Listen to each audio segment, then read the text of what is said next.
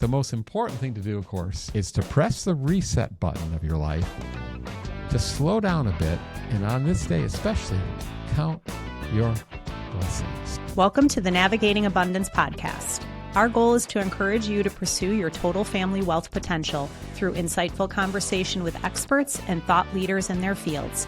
But first, some obligatory disclosures. Navigating Abundance podcasts do not represent investment, legal, or tax advice. Any opinion expressed in Navigating Abundance podcast is solely those of Christopher Tanke and his guests and are based upon information believed to be reliable but not guaranteed.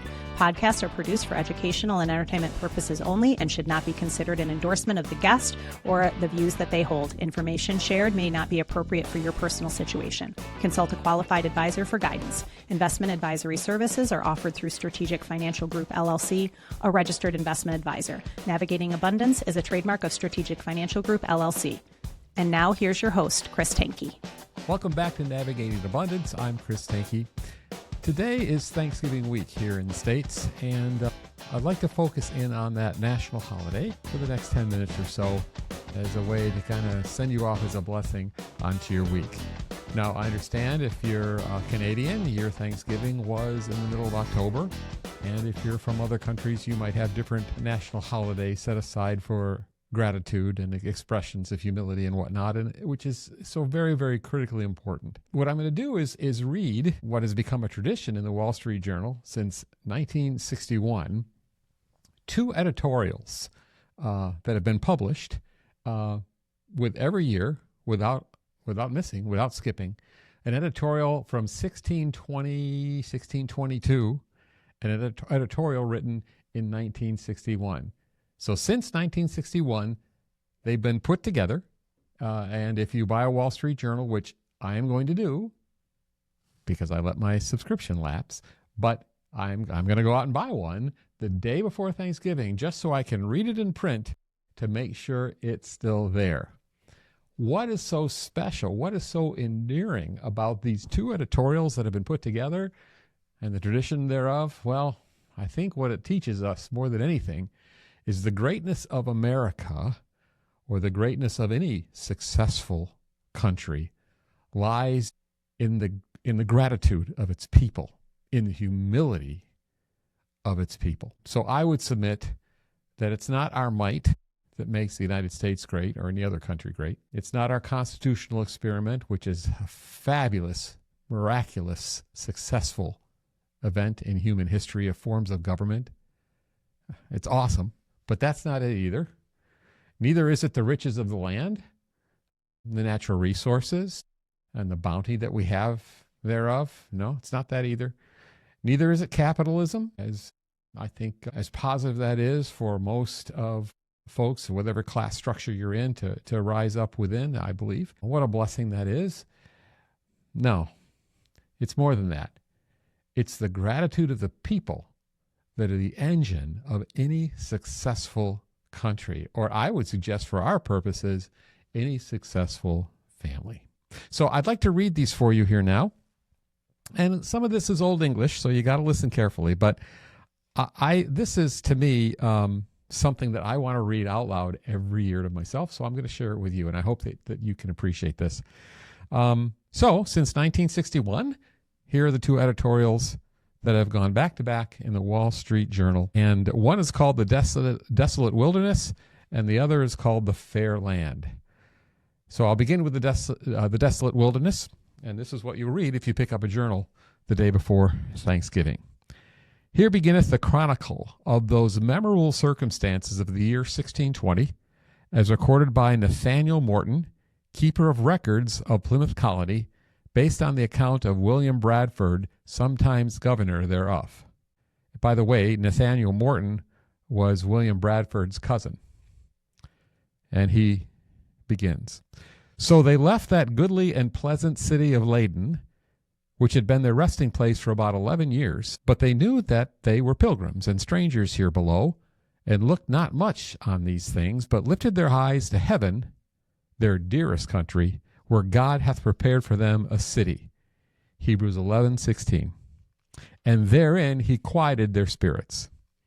And when they came to Dulce Haven, they found the ship and all things ready, And such of their friends as could not come with them followed after them, and sundry came from Amsterdam to see them shipped, and to take their leave of them. One night was spent with little sleep, with the most, but with friendly entertainment and Christian discourse, the other real expression of true Christian love. The next day they went on board, and their friends with them, where truly doleful was the sight of that sad and mournful parting, to hear what sighs and sobs and prayers did sound amongst them, what tears did gush from every eye, and pithy speeches pierced each other's hearts, that sundry of the Dutch strangers that stood on the quay as spectators could not refrain from tearing. But the tide, which stays for no man, called them away. Thus they were loath to depart, the reverend pastor falling down on his knees, they all with him, with watery cheeks, commended them with the most fervent prayers unto the Lord and his blessing. And then with mutual embraces and many tears, they took their leaves of one another, which proved to be the last leave to many of them.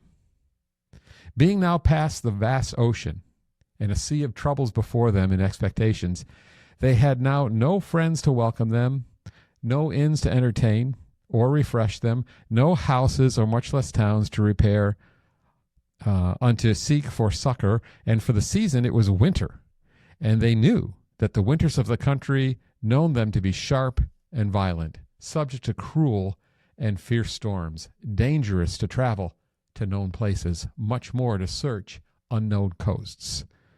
Besides, what could they see but a hideous and desolate wilderness full of wild beasts and wild men?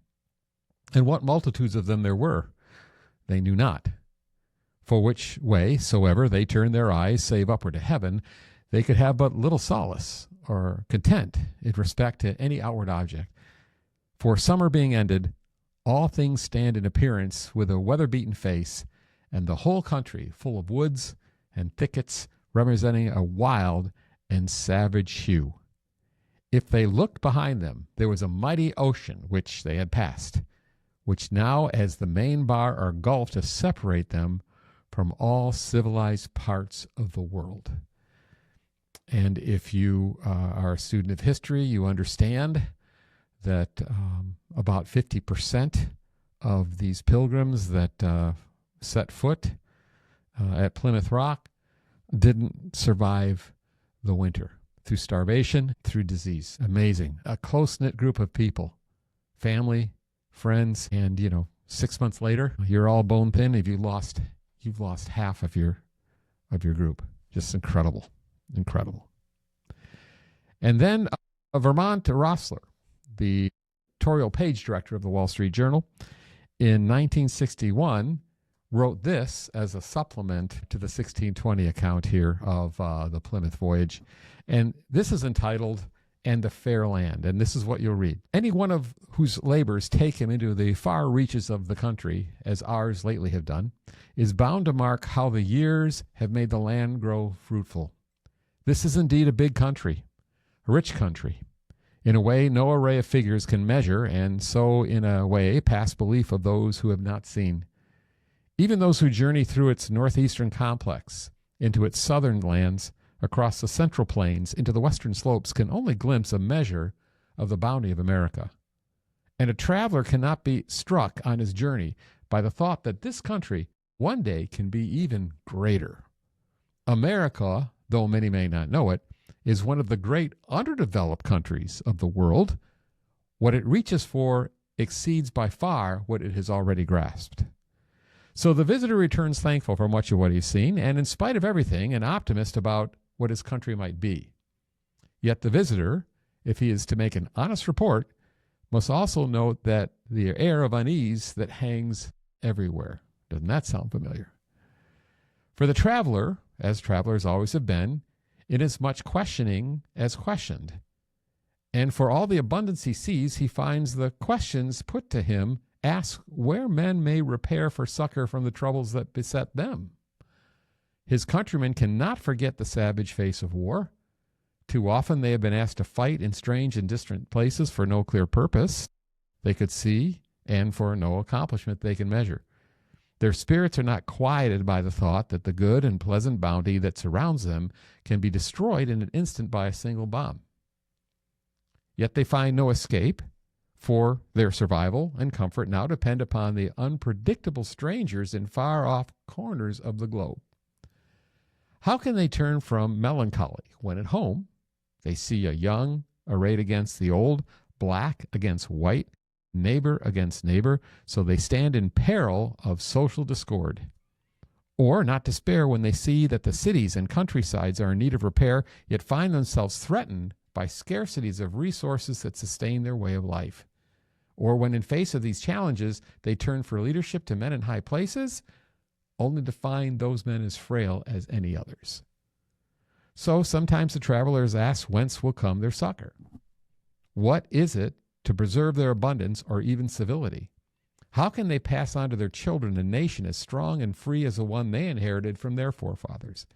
How is their country to endure these cruel storms that beset it from without and from within? Of course, the stranger cannot quiet their spirits.